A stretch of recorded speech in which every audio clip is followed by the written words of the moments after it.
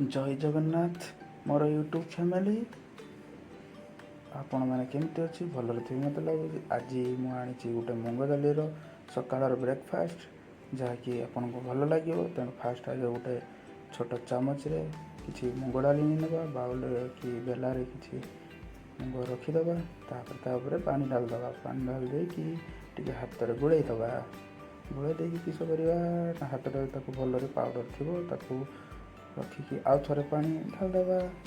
तापर किस करवा कि गोटा सोरिष धनिया नवा गोलमरीच पकईदे।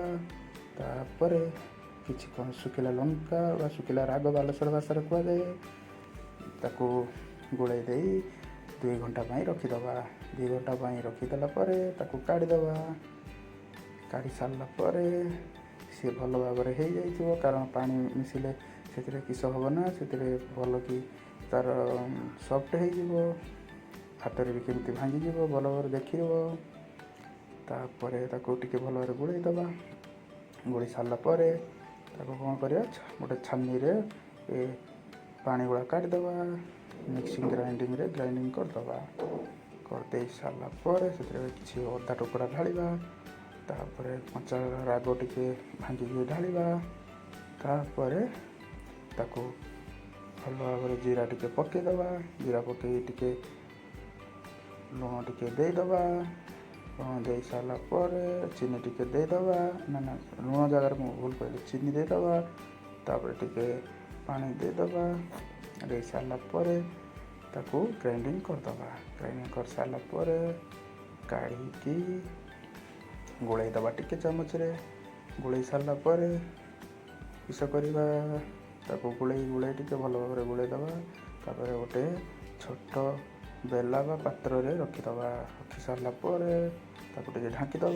किसी टाइम ढांकिला आम ग्राइंडिंग रे नवा किसी धनिया पत्र एमती काटू बड़ बड़ हो जाए क्षमा करेंगे टे छोट छोट कर पारे ना कंचा लका गोटे पकईदेवी।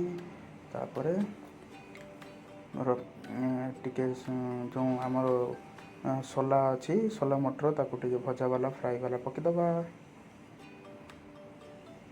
ताको सोला मटर पकईले टे लेंबू खटा खटा आने टे खटा खटा लगे चटपटा लगे से रसुण कली पकईदे पानी पकईदे पकईकि ग्राइंडिंग करदे। गला आमर ग्रीन चटनी नील चटनी जहाँ ग्रीन चटनी इंग्लीश मोर इंग्लीश टे खराब ग्रीन चटनी। तापर ताको गोटे छोट गिनारे काढ़दे। काढ़ी सारापर से हल्का चीनी ढालीदे। चीनी ढाल दे सारापर गुड़ीदे। गुड़ी सारापर ताको भल भल लगे आमर ग्रीन चटनीटा टे भल लगे। तापर कढ़ई टे जल नवा आपण भाषा पानी आम बालेश्वर भाषा जल। तेणु आउ गोटे जो थाली रे ताको कणा देखा टे तेल लगेदे कि घी लगेदे ऑप्शनल रोचे। तापर आम ढांकी ये जिनसा को आम पेस्ट कर मुग डाली पेस्ट कर जिनसा काढ़ा। टे गुड़ीदे गुड़ी सारापर तापर पियाज काटी पियाज टुकड़ा गुड़ा काटिदे रखीदे। तापर गाजर किसी परिवा गाजर पकईवा। तापर टे लुण अनुसार स्वाद अनुसार लुण ताको टे फेंटीदे। फेंटी सारापर भल भाव फेंटीदेला। फेंटिला कौन हो सब जिन गुड़ाक ऑब्जर्व हो। सॉरी मोर टे इंग्लीश खराब अच्छी तेणु मन दुख करेंगे ना।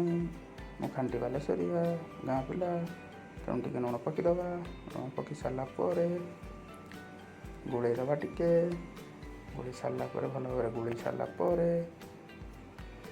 गोलैले कौन हो लुण गुड़ाक भल भाव मिसी सारापर गोलै गोलै गोटे सेकेंड 2 सेकेंड गोलैवा। तापर पानी आमर गरम गरम है हाई फ्लेम रे पकईवा।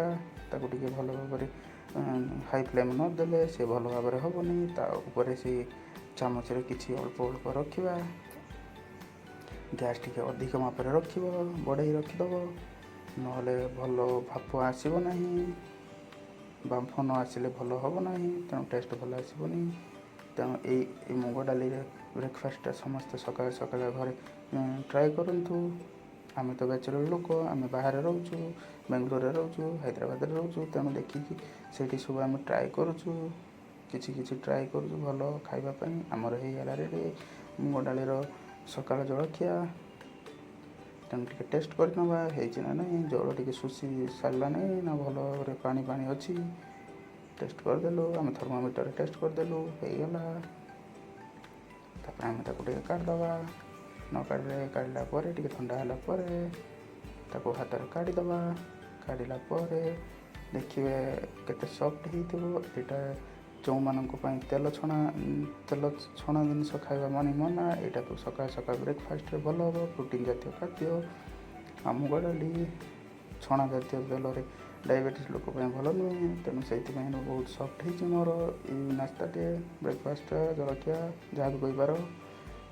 ତେଣୁ ୟାକୁ ଆଉ ଟିକେ ଭଲ ଭାବରେ ଗ୍ରୀନ୍ ଚଟଣି ଦେଇକି ସଜାଇଦେବା, ତାହେଲେ ଭଲ ଲାଗିବ, ସମସ୍ତଙ୍କୁ ଭଲ ଲାଗିବ। ତାପରେ ଆମେ କ'ଣ କରିବା, ଯଦି ଆପଣ ଟିକେ ଭଲ ମସଲାଦାର କରି ଖାଇବା ପାଇଁ ଚାହୁଁଛନ୍ତି ତାହେଲେ ଗୋଟେ କାମ କରିବେ, ତାକୁ ଟିକେ ଟେଷ୍ଟ କରିଦେବା।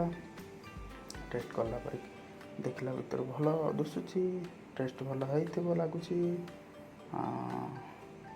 ତାପରେ ଆପଣ ବି ଘରେ ବନେଇକି ଖାଆନ୍ତୁ, ସମସ୍ତଙ୍କୁ ଖୁଆନ୍ତୁ। ଟିକେ ଚଟପଟା ମସଲାଦାର କରିବା ପାଇଁ ଆପଣ ଟିକେ ପ୍ୟାନ୍ରେ ତେଲ ନିଅନ୍ତୁ। ତେଲ ନେଲା ପରେ ଟିକେ ଲଙ୍କାଗୁଣ୍ଡ ପକାଇ ଦିଅନ୍ତୁ, ଟିକେ ଧନିଆ ପତ୍ର ପକାଇ ଦିଅନ୍ତୁ। ପକାଇଲା ପରେ ଏଇଟା ଅପସନାଲ୍, ଆପଣ ଟିକେ ପାଣି ଦେବେ, ଅପସନାଲ୍। ଆପଣ ତାକୁ ଫ୍ରାଏ ନ କରିପାରିବେ ସେମିତି ସିମ୍ପଲ୍ ବି ଖାଇପାରିବେ।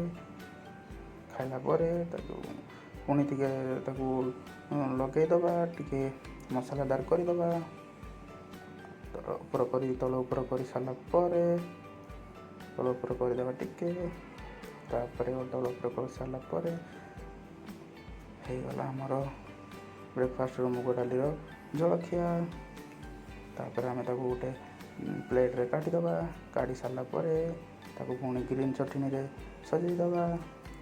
ଆପଣଙ୍କୁ ଏଇ ବ୍ରେକଫାଷ୍ଟଟା କେମିତି ଲାଗିଲା, ଏହାର ମତାମତ ଆପଣ କମେଣ୍ଟ ବକ୍ସ ସେକ୍ସନ୍ରେ କହିପାରିବେ। ଆଉ ଆମ ଚ୍ୟାନେଲ୍କୁ ସବସ୍କ୍ରାଇବ୍ କରିଦେବେ। ଆଉ ନୂଆ ଭିଡ଼ିଓ ଦେଖିବା ପାଇଁ ମୋ ଭିଡ଼ିଓ ଚ୍ୟାନେଲ୍କୁ ସବସ୍କ୍ରାଇବ୍ ରହୁଛି।